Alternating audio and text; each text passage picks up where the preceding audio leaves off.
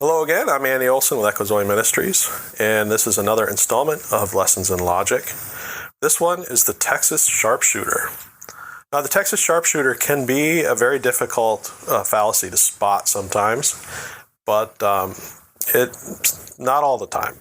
Well, the way it works is that unrelated bits of information are associated with each other in order to present an appearance of a pattern. And this one the name comes from a joke about a Texan who fires a bunch of shots at the side of a barn, and then he paints a big target around the biggest cluster of hits and claims that he's a sharpshooter. And of course, you can check that out at Wikipedia. So here's a good example from real life. And again, this is from Wikipedia. A Swedish study in 1992 tried to determine whether or not power lines caused some kind of poor health effects. The researchers surveyed everyone living within 300 meters of high-voltage power lines over a 25-year period and looked for statistically significant increases in the rates of over 800 ailments. The study found that the incidence of childhood leukemia was 4 times higher among those that lived closest to the power lines. And that spurred calls to action by the Swedish government.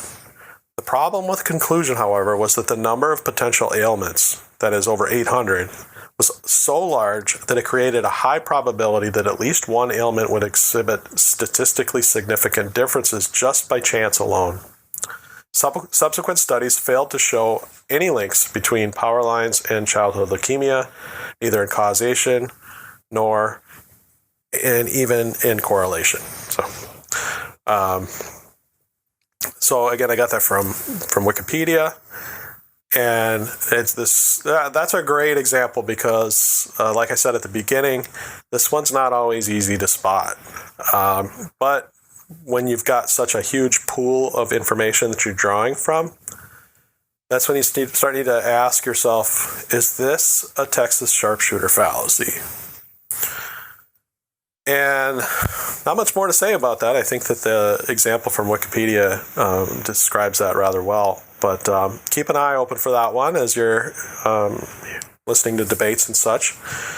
That you need to be careful that the pool of statistics isn't so large as to give an anomaly thrown off that an argument can be made from.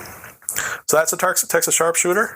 Thanks again for joining me for another episode of Lessons in Logic. And remember that there's a playlist that has been going as we've been building these episodes and putting them up. You can binge watch them, and they're also great to share with friends and debate contestants or whoever you're engaging, debate opponents, if you want to get a point across.